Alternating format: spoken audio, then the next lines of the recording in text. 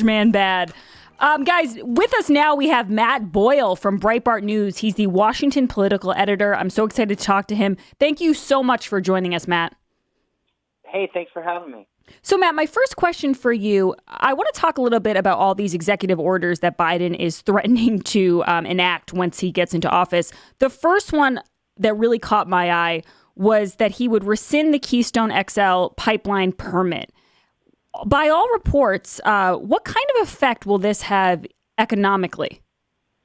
I mean, it's going to be devastating. I mean, even Canada understands. Even Justin Trudeau understands that the Keystone XL pipeline is an economic boom for all of North America, especially Canada and the United States. So rescinding the Keystone XL pipeline is Joe Biden caving to environmental anti-scientific wackos. And there's no reason in science or certainly not economically to do so. The Keystone XL pipeline is creating a significant amount of jobs as it's being built. And once it's actually done, and hopefully he doesn't actually do this. I don't know if it's been confirmed anywhere that he will, but I know it's been reported that he's considering it. But hopefully he doesn't do it, because when it is done, it's going to be a massive pipe of energy into our country. And one of the things that the Trump administration has done so successfully has made Trump has made America energy independent. We aren't dependent on foreign countries like the Middle East for oil. We aren't dependent on other countries for energy. We make all our own energy here in the United States. We don't need the rest of the world. And we are a very energy-rich nation, and President Trump tapped into those resources in a way that previous presidents and administrations only talked about. So hopefully Biden keeps the Keystone XL pipeline and America's energy independence more broadly. But, these are troubling reports. But not only that one, but all the other things that he's talking about doing via executive fiat right off the bat. So he's going to start importing terrorists from terrorist-exporting countries again. So President Trump banned travel to the United States from a number of different countries that have a history of exporting terrorists. And guess what has happened during the Trump administration? We have not had radical Islamic terrorist attacks in the United States since Barack Obama was president. On American soil, we haven't seen that. We haven't seen that during the Trump administration. Matt, just to interrupt you for a second here, nobody talks about that. I mean, I say that to my friends a lot. I say, that was kind of a big deal before Trump became president. We were talking about, that kind of radicalism for a long time. And then when it went away, it was like nobody even seemed to care. No one said, oh, wow, Trump did a good job with this. Right. Do you remember San Bernardino and Orlando and, the Post nightclub shooting? That was a radical Islamic terrorist, or the one in San Bernardino, same thing. And there were so many others that it was almost becoming a regular occurrence during Barack Obama's administration. And now during Trump, thanks to President Trump turning off the spigot of people coming in from terrorist-exporting countries, it stopped. So now Joe Biden is apparently going to be taking personal responsibility for every terrorist who gets into America. So by rescinding the travel bans on those terrorist-exporting countries, so he's going to be responsible for who he allows into America. So I hope he's ready for that. Then, in addition to that, the other big thing is this whole Paris Climate Accord. So he's and Matt, I do want to ask you about that Paris Climate Accord, but before you move on from him letting, kind of opening the floodgates to people coming into the country, I do want to ask you quickly about this newest caravan of migrants. We've had this happen before, and Trump has said, they're not coming in. The reports are saying that there was an unnamed transition official, a Biden guy basically, who said the situation at the border isn't going to be transformed overnight. There's help on the way, but now is not the time to make the journey. What do you see happening with the caravans in the future? Well, look, the people that want to illegally come to the United States of America from anywhere in the world, whether they be from Central America, South America, Mexico, whether they be from somewhere else in the world like China or India or the Middle East or wherever. They're getting signals from this incoming Biden administration, which is proclaiming its plans to grant an amnesty to people who get here. So why wouldn't they try, right? Like, so again, if they're here, then they and Congress passes an amnesty, then they're in, right? Like, so that's what the Biden team intends to do, is they intend to try to do an amnesty in the first 100 days. Look, Republicans need to be on guard for this. I mean, this it can be stopped in both the House and the Senate, even though the Democrats have complete control of Congress as of Wednesday at noon, when Biden's inaugurated, Kamala's sworn in. Her first order of business is going to go down to the Senate and break the tie, because it's 50-50 in the Senate. But the thing is that all you need is one Democrat senator to say, I'm not for this, or in the House, only 6, because the Democrat majority in the House has been significantly cut after the Republican gains in the House of Representatives in the 2020 elections. So if only 6 House Democrats oppose it, you can stop the amnesty. But here's the thing, is that these people around the world are hearing this message that's being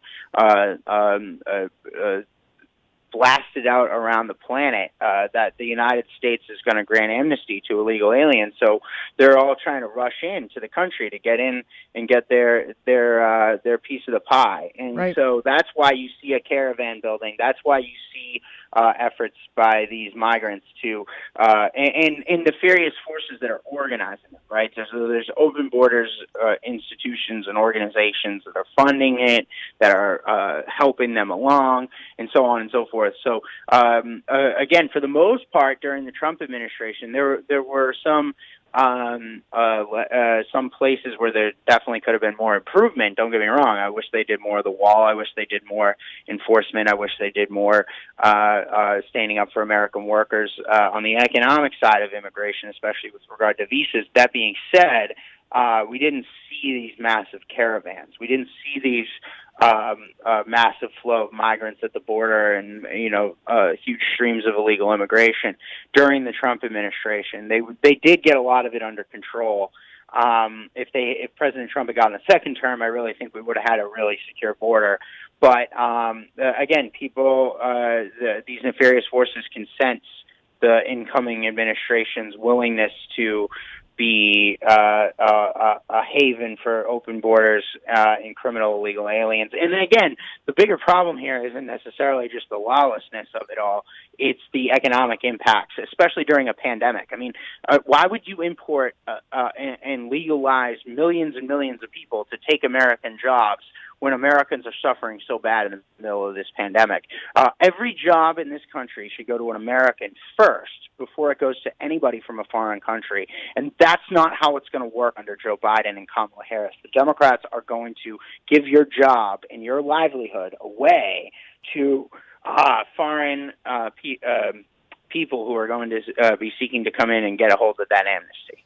Now, Matt, I don't want you to forget what you were going to say about the Paris Climate Accord, because I know, especially with our audience, everyone has very strong feelings on that. Joe Biden has announced that he will rejoin the Paris Climate Accord. What do you think about that?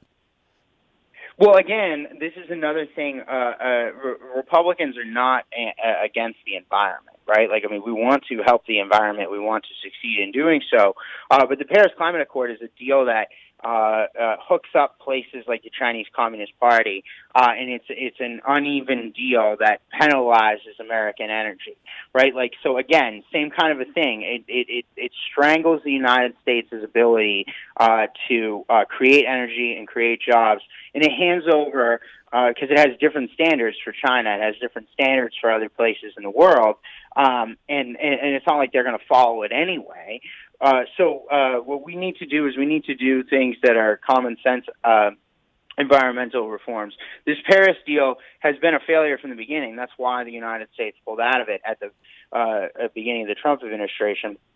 And this is going to hurt our economic livelihood in this country. So when Pennsylvania stops fracking as a result of this, so Biden says he wasn't going to ban fracking. He might not technically issue an edict down saying that he's banned fracking in America, but rejoining the Paris Climate Accords is in effect banning fracking, right? Like, so I mean, that's what it would do. I mean, this would get us, it would move us away from our traditional energy sources. And again, we should be pursuing an all of the above energy vision. That's how the Trump administration approached this. They went after new renewable sources of energy and explored different things with regard to wind, solar, with regard to nuclear, et cetera. But at the end of the day, we do know what works, and that is oil and gas works. It needs to be part of the equation. And the Democrats' just absolute opposition to this is going to really hurt the American position in the world, and it's going to help embolden our adversaries on the world stage. Again, places like Iran, places like China, places like Russia. I mean, they are going to take advantage of America taking a step back, and that's what's going to be happening here under the Biden administration. America will be taking a step back away from a leadership position in the world because we will not have the economic prowess necessary to project our strength around the planet. Matt Boyle is the Breitbart News Washington political editor. Matt, before I let you go, I've been reading a lot of stories about a shadow president because it's becoming more and more clear that Joe Biden isn't really all there. I don't know if you saw the clip that went viral this weekend of him kind of looking out at reporters, and it was almost as if he forgot where he was, and his eyes kind of looked at the reporters like, oh, hello, I didn't know where I was for a second there.